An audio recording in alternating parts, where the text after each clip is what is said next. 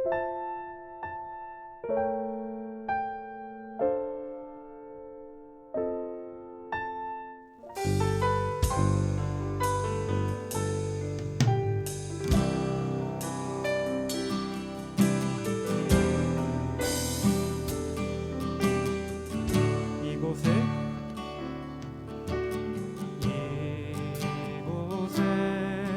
생명샘 솟아나 눈물 골짝 지나갈 때에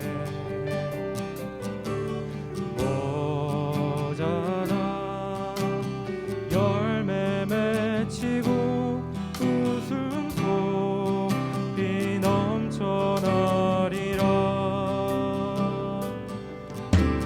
그날에 하늘이 열리고 모든 이가 보게 되리라. 마침내 꽃들이 피고 영광의 주가 오시리라. 꽃들도 구름도 바람도 넓은 바다도 찬양하라 찬양하라 예수를. 하늘을 울리며 노래해 나의 영혼아. 은혜의 주 은혜의 주 은혜의 주.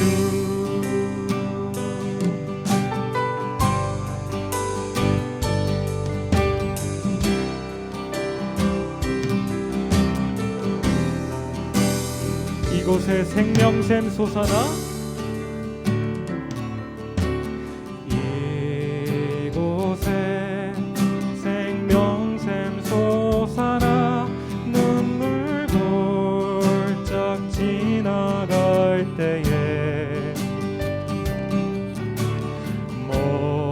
모자나 열매 맺히고 웃음소리 넘쳐나리라. 그날에 하늘이 열리고 그날에 하늘이 열리고 모든 이가 보게 되리라. 마침내 꽃들이 피고 영광의 주가 오시리라. 꽃들도 구름도 바람도 넓은 바다도 찬양하라 찬양하라 예수를. 하늘을 울리며 노래해 나의 영혼아. 은혜의 주 은혜의 주 은혜의 주. 꽃들도 구름도 바람도 넓은 바다도 찬양하라 찬양하라 예수를. 하늘을 울리며 노래해 나의 영혼아. 은혜의 주 은혜의 주. 꽃들도 구름도 바람도 넓은 바다도 찬양하라 찬양하라 예수를. 하늘을 울리며 노래해 나의 영혼아. 은혜의 주 은혜의 주 은혜의 주.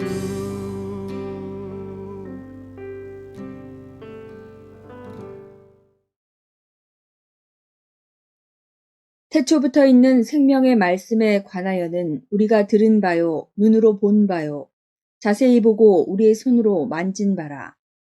이 생명이 나타내신 바 된지라. 이 영원한 생명을 우리가 보았고 증언하여 너희에게 전하노니 이는 아버지와 함께 계시다가 우리에게 나타내신 바 된 이시니라. 우리가 보고 들은 바를 너희에게도 전함은 너희로 우리와 사귐이 있게 하려 함이니 우리의 사귐은 아버지와 그의 아들 예수 그리스도와 더불어 누림이라. 우리가 이것을 쓰면 우리의 기쁨이 충만하게 하려 함이라. 우리가 그에게서 듣고 너희에게 전하는 소식은 이것이니 곧 하나님은 빛이시라. 그에게는 어둠이 조금도 없으시다는 것이니라.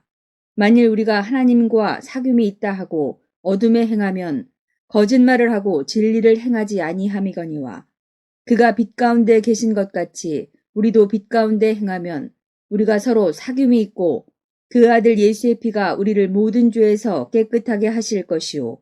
만일 우리가 죄가 없다고 말하면 스스로 속이고 또 진리가 우리 속에 있지 아니할 것이요.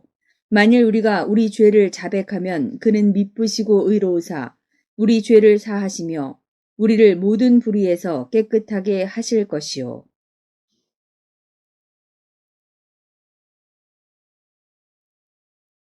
네. 드디어 2022년 첫 번째 수요 영성 집회 설교입니다. 오늘 본문은 사랑의 서신서라 불리는 요한일서 첫 장의 내용인데요. 사랑의 서신서답게 교회로서 공동체로서 올 한 해를 어떻게 시작할 것인지를 잘 보여주는 구절이라고 생각합니다. 교회뿐만 아니라 가정이든 일터든 또 사회 속에서 우리가 어떤 자세를 가지고 살아갈 것인지에 대해서 잘 이야기해 주고 있는 것 같습니다. 1절에 우리가 잘 알고 있는 구절이 나오죠. 태초부터 있는 생명의 말씀에 관하여는 우리가 들은 바요, 눈으로 본 바요, 자세히 보고 우리 손으로 만진 바라. 이렇게 말합니다. 제가 종종 인용하고 있는 그런 구절들이죠. 신앙의 수준이 있다. 듣는 수준이 있고 보는 수준이 있고 만진 바 되는 수준이 있다. 이런 말씀을 드렸습니다. 정말 하나님의 말씀이 들려지고 그 말씀이 믿어지는 역사. 여러분 이것만 해도 정말 기적인 줄로 믿습니다. 우리의 이성으로는 도저히 이해되지 않는 것들을 우리가 듣고 믿는다? 그 자체가 이미 하나님의 은혜고 선물인 줄로 믿습니다. 그렇지만 신앙이 거기서 끝나면 안 됩니다. 단순히 듣는 것에서 끝나지 말고 보는 데까지 나아가야 돼요.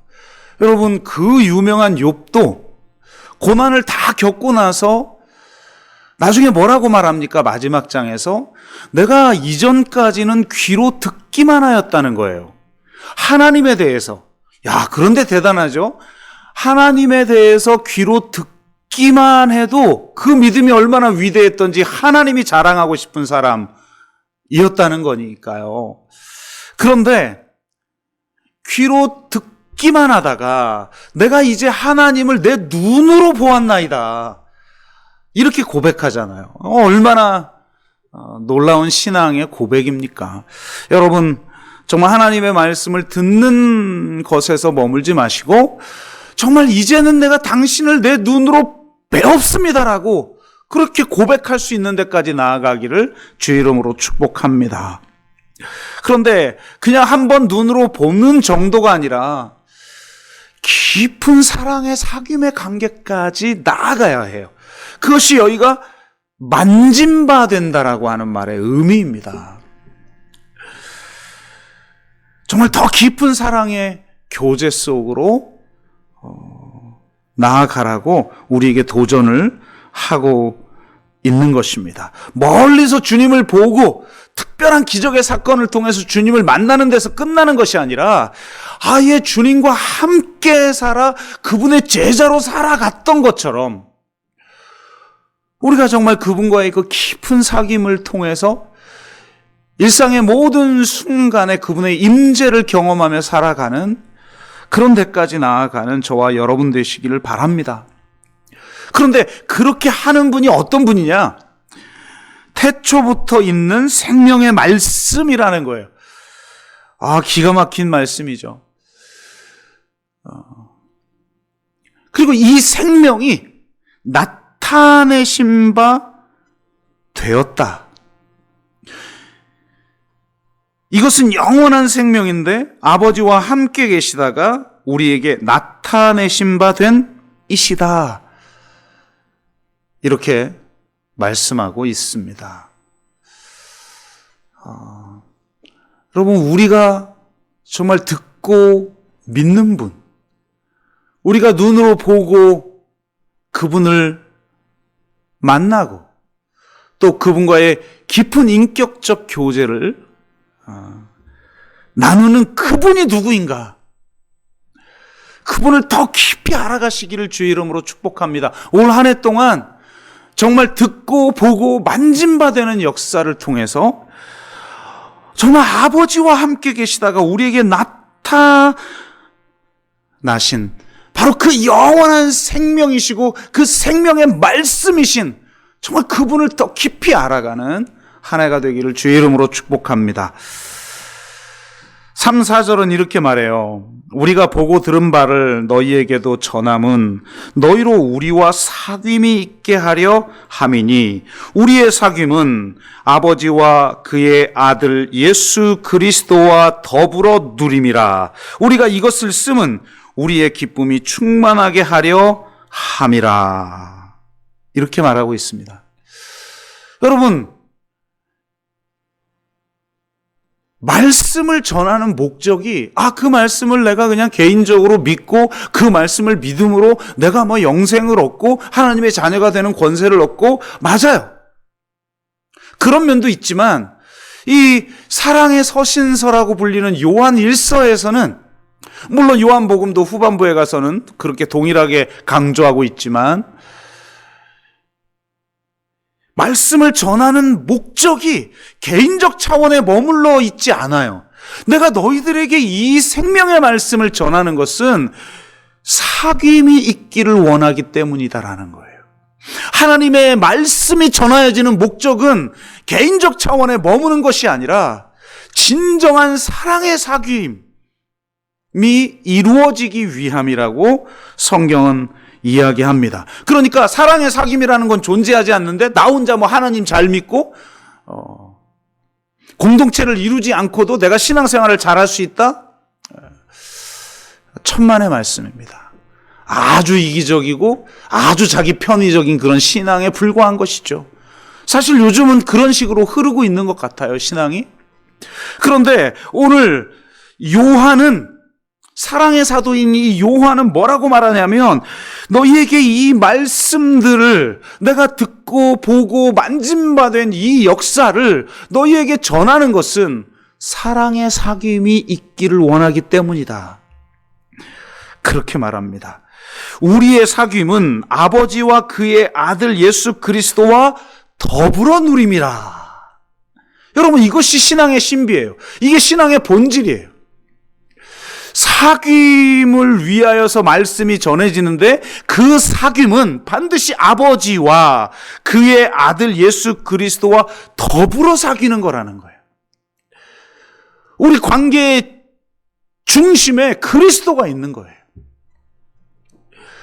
여러분, 그리스도라는 매개 없이 인간적 사랑으로 사랑을 온전히 할 수 있을 거라고 착각하지 마세요. 나를 그렇게 대단하게 보지 마세요. 우리는 그렇게 대단한 사람들이 아니에요. 그리스도가 우리 관계의 매개가 되지 아니하시면, 관계의 중보자가 되지 아니하시면, 그와 더불어 사귐이 되지 아니하면 진정한 사랑의 사귐이 될 수 없는 것입니다. 그리스도인의 사귐의 본질은 삼위일체적 사귐이에요. 삼위일체 하나님이 우리 가운데 거하시는 거예요. 그분이 거하셔야만 우리의 관계가 온전해지고 우리의 관계가 온전할 때 또한 그분의 임재가 있는 거예요. 그저 혼자 개인적으로 잘난 신앙이라는 것, 여러분 별거 없습니다. 대단한 것처럼 그렇게 이야기하는 사람들 저도 수없이 만나봤는데 별거 없습니다. 정말 사랑의 사귐을 위해서 말씀이 전해졌다라는 걸 기억하시고, 이 사회적 거리두기를 해야 하는 코로나19 팬데믹의 상황, 위드 코로나지만 여전히 팬데믹 상황과 다를 바가 없이 힘들게 살아가고 있는 우리들이지만, 이럴 때일수록 더욱더 이 사귐의 본질을 잃지 아니하는 저와 여러분 됐으면 좋겠어요. 형태는 과거처럼 할 수 없을지 몰라요. 그저 그냥 정식적인 예배가 계속 있고 거기서 모여서 서로 얼굴 마주치는 그런 건 잘 할 수 없을지 몰라도, 지금 이 형편에서, 이 상황 속에서 어떻게 하면 이 사랑의 사귐을 할 수 있을 것인가, 이것을 우리가 함께 고민하고 창조적인 대안들을 마련해서 진정한 삼위일체적 사귐을, 공동체적 사귐을, 사랑의 사귐을 만들어낼 수 있는 저와 여러분 되기를 주의 이름으로 축복합니다. 5절 7절은 이렇게 말합니다. 우리가 그에게서 듣고 너희에게 전하는 소식은 이것이니 곧 하나님은 빛이시라. 그에게는 어둠이 조금도 없으시다는 것이니라. 만일 우리가 하나님과 사귐이 있다 하고 어둠에 행하면 거짓말을 하고 진리를 행하지 아니함이거니와, 그가 빛 가운데 계신 것 같이 우리도 빛 가운데 행하면 우리가 서로 사귐이 있고 그 아들 예수의 피가 우리를 모든 죄에서 깨끗하게 하실 것이요. 정말 기가 막힌 말씀들이죠. 여러분, 하나님 만나봤습니까? 하나님을 만나본 사람은 이 무슨 말인지 알아요. 저도 하나님을 정말 인격적으로 만나보았는데요, 그분의 본질이 빛이시더라고요. 그분의 본질이 사랑이더라고요. 그분의 본질이 기쁨이더라고요. 저는 하나님을 만나고 나서 이게 같은 말이구나라는 걸 깨달았어요. 빛이 사랑이고 사랑이 기쁨이고 기쁨이 빛이구나. 우리 안에 하나님이라고 하는 그 빛, 그 빛이 곧 생명이죠.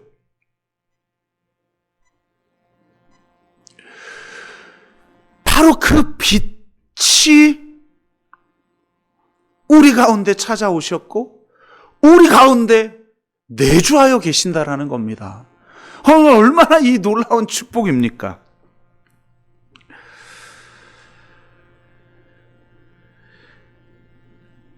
그 빛이라는 것의 가장 중요한 특징이 뭐예요? 어둠이 조금도 없으시니라. 여러분, 그 빛 자체에는 어둠이 없죠.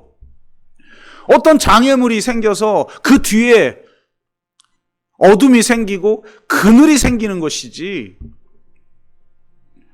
빛 자체에는 어둠이 존재하지 않아요. 그래서 우리 안에 이미 새로운 생명으로 선물로 주신 예수 그리스도의 생명이신 그 빛이 우리 안에 있다는 겁니다, 여러분. 이것이 다양하게 표현되어지는 거죠. 다시는 목마르지 않는 샘물, 물로 말하면 생수, 그런데 불로 말하면 빛이에요. 그 빛이 우리 가운데 온전하게 비춰질 때 목마르지 않는 생수처럼 우리 안에 기쁨이 솟아나는 거예요.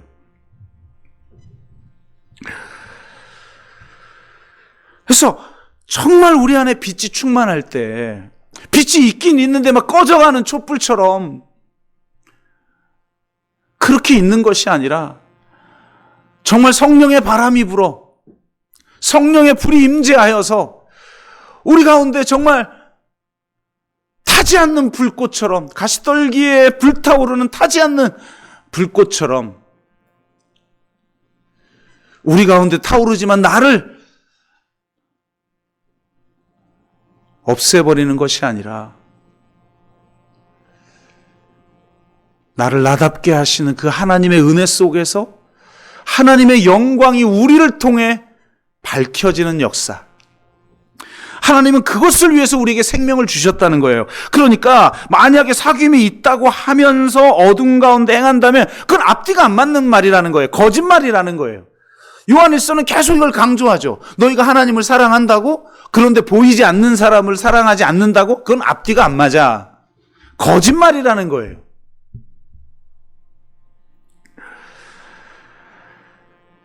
그래서 정말 그 빛이 우리 가운데 있어서 우리가 그 빛 가운데 행하면 우리가 서로 사귐이 있다는 거예요.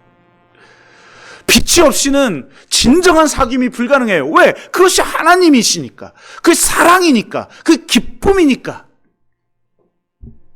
진정한 희락과 그 사랑의 열매들이 바로 이 빛을 통해서 드러나기 때문에 이것 없이는 사귐이 불가능해요. 이게 다시 또 성령의 열매라고도 풀죠, 사도 바울은. 그것 없이 어떻게 온전한 사귐이라는 게 가능합니까? 이 세상은 그게 없으니까 지금 아주 쿨한 만남만 지금 추구하는 거예요. 약한 연결만 추구하는 거죠. 약한 연결도 중요하죠. 그 약한 연결이라는 걸 통해서 몇 단계만 거쳐도 내가 아는 사람과 만날 수 있는 것이 인간의 관계의 법칙이니까. 그러나 진정한 사귐은 존재하지 않아요. 그래서 저는 이 시대는 이 진정한 사귐이 사라져버린 시대다. 그런데 그것이 가능하려면 우리 안에 빛이 밝혀져야 됩니다. 어둠과 싸워서 어둠이 사라지는 게 아니에요. 어두운 방에 들어가가지고 그 어둠 물리치겠다고 해서 되나요? 촛불 하나 딱 켜놓으면 전체 방이 환해지듯이 빛이 어둠을 물리치는 것이지 내가 어둠과 싸워서 어둠이 사라지는 게 아니란 말이에요. 그러므로 여러분 정말 우리 가운데 그 빛이 타오르기를, 그 빛이 환하게 밝혀지기를, 그것을 위해서 여러분 목숨 걸고 영적 싸움을 싸우시기를 주의 이름으로 축복합니다. 내 안에 사랑이 사라져버리고 빛이 사라져버리고 기쁨이 사라져버려서는 사랑의 사귐이 불가능한 거예요. 그래서 그 빛을 주기 위해서 하나님의 아들 예수 그리스도가 이 땅에 지금 나타나셨다, 육을 입고. 그걸 지금 이 요한이 간절하게 우리에게 선포하고 있는 바 아닙니까? 그 예수를 통해서 내 안에 하나님의 빛이 들어오고 그 빛이 가득 찰 때 사랑이 흘러 넘치게 되고 기쁨이 흘러 넘치게 되고 진정한 사랑의 사귐이 가능하다는 거예요.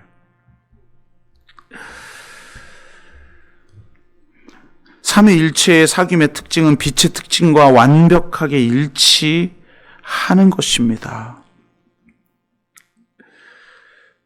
그리고 그 빛이 우리 가운데 들어올 때 예수 그리스도의 그 죄사함의 은혜가 우리 가운데 임한다고 오늘 요한 1서에서 요한은 말하고 있는 것이죠. 최종 결론은 8, 9절입니다. 만일 우리가 죄가 없다고 말하면 스스로 속이고 또 진리가 우리 속에 있지 아니할 것이요 만일 우리가 우리 죄를 자백하면 그는 미쁘시고 의로우사 우리 죄를 사하시며 우리를 모든 불의에서 깨끗하게 하실 것이요. 정말 구구절절 옳은 말씀만 하고 있습니다. 여러분, 빛이 우리 안에 들어온다는 건 진리가 들어오는 거예요. 이게 다 하나예요. 사랑, 진리, 빛, 기쁨. 이게 분리되지 않아요, 기독교는. 진리가 인격화되신 분이 예수 그리스도시죠. 그리고 그분의 생명은 빛이세요. 그리고 우리 모두에게 그 빛을 선물해 주셨어요. 우리의 존재가 완전히 달라졌어요. 우리가 그리스도를 인격적으로 받아들이고 나서 하나님의 자녀가 되었다라는 건 그리스도 안에서 새로운 피조물이 됐다는 거예요. 우리의 본질이 바뀌었다는 거예요. 그래서 그 빛이 우리 가운데 가득하고 우리가 진리 가운데 행하게 되는 그런 역사가 일어나게 될 때 자신에게 가장 중요한 건 자신에게 정직하게 돼요. 겸손할 수밖에 없어요. 빛이 들어오면 다 보이니까. 뭘 얼마나 잘났다고 잘난 척하고 자신이 대단한 업적을 남긴 것처럼 고개를 들고 목이 곧은 백성으로 우리가 살아갑니까? 정말 빛이 우리 가운데 더 강하게 비춰질 때마다 내가 얼마나 연약한 존재인지를 알게 되는 거죠. 그래서 죄 없다고 말하면 스스로 속이는 거라는 거예요. 그건 진리 안에 있지 아니하는 것이라는 거예요. 진리로 자신을 비춰보는 게 아니라 상대평가를 하고 있는 거죠. 그러니까 진리 앞에서 절대평가를 하는 게 아니라 다른 사람과 비교해서 내가 쟤보다 낫지, 쟤보다 나은지 안 나은지는 또 어떻게 알아요? 다 자기 장점과 타인의 약점하고 비교를 하면서 자기를 높이고 있는데 정당한 상대평가도 아니에요. 그리고 그리스도인은 상대평가를 하지 않아요. 하나님의 말씀 앞에 자신을 세워서 절대평가하는 거예요. 그 말씀의 기준 앞에 나는 누구인가? 그래서 내가 정말 진리에 속한 자라면 죄 없다고 말할 수 없다는 거예요. 내가 얼마나 연약한 자인지, 이기적인 자인지, 내가 얼마나 사랑하는데 무능력한지, 이 사랑의 사귐이라는 게 내 힘으로는 안 되는 거구나라는 걸 철저하게 깨닫고 내가 죄가 있음을, 내가 연약한 자임을 인정하는 거예요.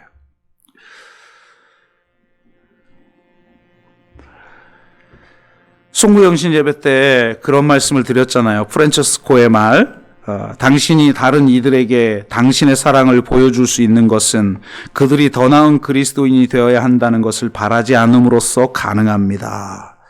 여러분, 상대가 더 나은 사람이 되기를 바라는 것 자체가 문제라는 말이 아니잖아요. 사랑하면 내가 사랑하는 사람이 더 나아지길 바라죠, 당연히. 여기서 말하는 바가 뭐라고 그랬어요? 우월성에 대한 환상을 버리라는 거예요. 사랑은 우월성에 대한 환상을 버리는 거예요. 그래야만 또한 상대가 더 나은 그리스도인이 되는 것을 도와줄 수가 있어요. 그래서 우리가 어떻게 해야 되느냐? 죄를 자백하라는 거예요. 여러분, 죄를 자백하는 행위는 위대한 행위입니다. 은혜가 우리 안에 오지 않으면 할 수 없어요, 절대. 그래서 우리가 죄를 자백하면, 죄를 해결하는 방법, 내가 정말 연약하구나, 내가 정말 죄인이구나, 내가 정말 부족하구나 라는 걸 깨닫게 되는데, 그냥 깨닫는 것만으로 끝나는 게 아니라 그 문제를 그럼 해결해야 되는데 어떻게 해결하는가? 죄를 자백하라는 거예요. 저는 이 자신의 죄와 연약함을 고백하는 것만큼 용기 있는 행위는 없다라고 생각합니다. 그리고 그럴 때만 우리는 진정으로 서로 사랑할 수가 있는 거예요. 죄를 자백하는데 그럼 누구에게 자백하느냐? 첫째는 하나님께 자백하는 거죠. 궁극적으로 우리의 죄는 하나님께 짓는 죄이니까. 정말 하나님 앞에 자백하면 오늘 뭐라고 말합니까? 그는 미쁘시고 의로우사 우리 죄를 사하시며 우리를 모든 불의에서 깨끗하게 하실 것이요. 아멘. 정말 이런 은혜를 올 한 해 경험하기를 주의 이름으로 축원합니다. 그러나 교회는 여기에서 멈추면 안 됩니다. 하나님께만 자백하면 안 돼요. 야고보서 5장 16절은 이렇게 말해요. 그러므로 너희 죄를 서로 고백하며 병이 낫기를 위하여 서로 기도하라. 의인의 강구는 역사하는 힘이 큼이니라. 여러분, 하나님 앞에 우리 자백하죠. 아무도 듣지 않으니까 하나님께는 어쩌면 그건 또 더 쉬운 문제일 수 있어요. 그런데 사람에게 자백한다? 엄청나게 어려운 일이에요. 정말 대단한 용기예요. 그리고 바로 그것이야말로 진정한 죄의 고백이에요. 하나님 앞에서 하는 고백을 사람에게 하지 못한다? 똑같은 원리가 적용되는 거예요. 그 진짜 고백 아니에요. 그런데 쉽지 않죠. 그래, 진짜 건강한 공동체, 그리스도 안에서 사랑이 넘치는 공동체는 감히 이런 용기를 내도록 만들어주는 공동체예요. 이 사람이라면, 이 공동체라면 내가 이 죄를 고백해도 안전하겠지. 검사처럼 나를 정죄하는 것이 아니라 변호사처럼 나를 변론해 주겠지. 무엇보다도 그리스도가 정죄하지 아니하고 내 죄를 사해 주신 것처럼 나를 온전히 받아주겠지. 그런 마음을 가질 수 있도록 하는 공동체가 되라는 거예요. 그래야 사랑의 사귐이 가능하다는 겁니다. 그리스도가 우리에게 먼저 찾아오셔서 우리의 죄책을 짊어지시고 죽으심으로 말미암아 우리가 정말 빛 가운데 행할 수 있는 그런 사람이 되었던 것처럼 서로가 서로에게 그리스도가 되어 죄의 고백을 듣고 하나님의 용서를 서로 선포하는 그런 공동체가 될 때만 삼위일체적 사랑의 사귐이 존재할 줄로 믿습니다. 올 한 해 정말 이런 관계들을 만들어가는 교회 되기를 주의 이름으로 축복합니다. 올 한 해 요한 1서가 우리에게 주는 이 사랑의 사귐에 대한 도전을 모든 가정마다 모든 개인마다 우리 교회가 온전하게 받아들여 정말 삼위일체적 사랑의 사귐에 열매가 맺어지는 그런 교회가 되기를 주의 이름으로 축복합니다. 우리 함께 같이 기도할까요?